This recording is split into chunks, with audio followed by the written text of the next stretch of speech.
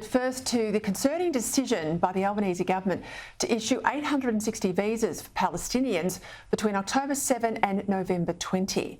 Now, I've had a good look at the subclass 600 visa, the one Foreign Minister Penny Wong said was being used to grant the 860 Palestinians entrance to Australia. And as far as I can tell, applicants apply for the visa online. Things like ID checks and police reports are not mandatory. In fact, the website says only that they may be required. Worse still, if they are sought, they would be supplied by the Palestinian Authority, I presume in Ramallah, so questionable in terms of veracity, to say the least. The website also says, as I outlined a little earlier in the show, that individuals don't even need to put in the application themselves. Someone else can do it for them. So not onerous at all, is it? With that sort of lax paperwork required, alarm bells start ringing for me, given recent polls that show 75% support by Palestinian Arabs in Gaza for the Hamas terror attack on October 7 that murdered over 1,200 innocent Israeli civilians. Joining me now to discuss this, Shadow Minister for Home Affairs, Senator James Paterson.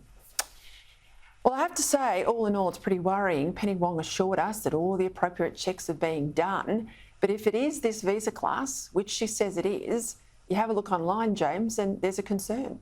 Peter, you've set it out perfectly well there. There's a whole reason that we should be really concerned about this. There's a whole lot of red flags that we should be worried about this. The Australian government has no presence on the ground in Gaza, obviously. There is no functioning state or government in Gaza. To the extent it is, it's run by a terrorist organisation.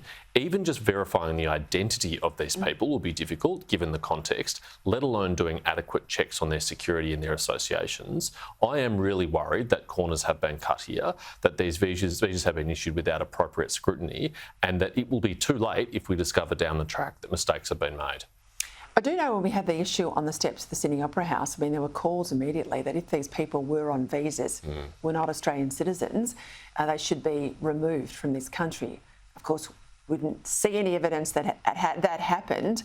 And we've had a number of recent polls, including the one I just quoted there, 75% support, not for Hamas, but support for what Hamas did on the 7th of October.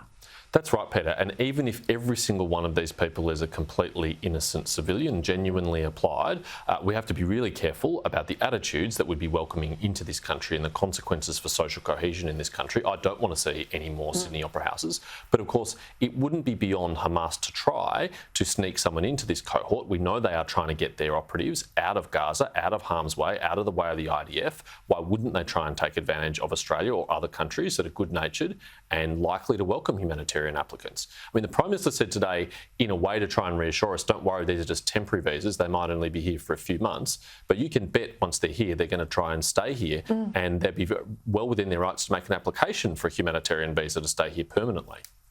The Foreign Minister yesterday, when pushed on this, basically then pivoted and pointed to the number of Israelis that have come here to Australia. But of course, Israel's a functional democratic state. There are checks and balances. We have a large, well-staffed embassy in that country. That's the difference. That's spot on, Peter. It's a rule of law, liberal democracy with a functional state, with an established Australian presence on the ground. Very easy to identify people, great criminal records to check whether someone's committed a crime or other issues. Very easy to verify. It couldn't be any more different from Gaza. And I think that was pretty underhanded of Penny Wong to try and make that false equivalence there. These are two very different circumstances and should be treated as completely separate.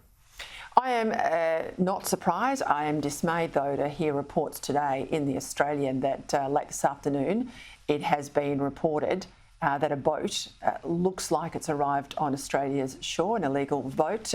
We still don't know a whole lot of detail, but what can you tell us?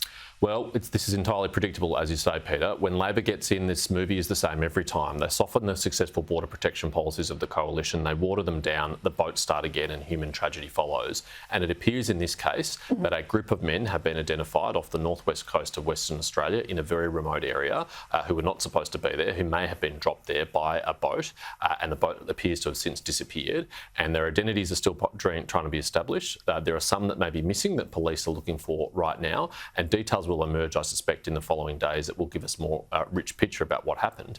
But where is the government? Where is the Minister for Home Affairs? Where is Claire O'Neill? Why hasn't she stood up and been honest with the public about what it is that we know and what we don't know? I mean, this government is completely lacking in transparency and competence when it comes to border protection. Well, we know where the Minister is today. She's gone to ground. So has the Immigration Minister.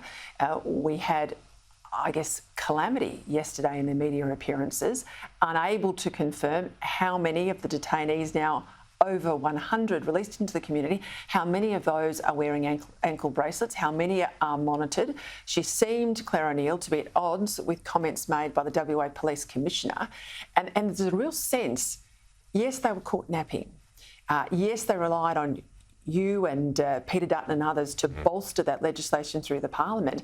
But now that they have the legislation, they don't seem to be even implementing it as safely as they should. It keeps getting worse and worse and worse on this issue. I mean, yesterday, the Minister for Home Affairs, who is responsible for her department, who is responsible for Australian Border Force, said she could not answer, did not know whether or not electronic monitoring, which is supposed to be mandatory, had actually been enforced, and if so, how many people. And she tried to handball to Immigration Minister Giles, who has been in witness protection this week for obvious reasons, and not take responsibility. She's the senior minister in the portfolio.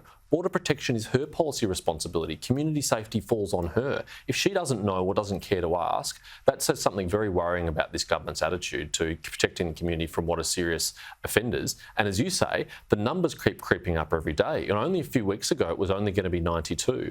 Even before that, it was only going to be 1. And now we're into the hundreds. I mean, how many people does Labor plan to release into the community, and what conditions are going to be imposed on them? Senator Paterson, thank you for your time. I tell you what, if I listen to my viewers, they want you in the job. You're the only one at the moment who gives them much confidence. Thank you for your time. Thank you, Peter.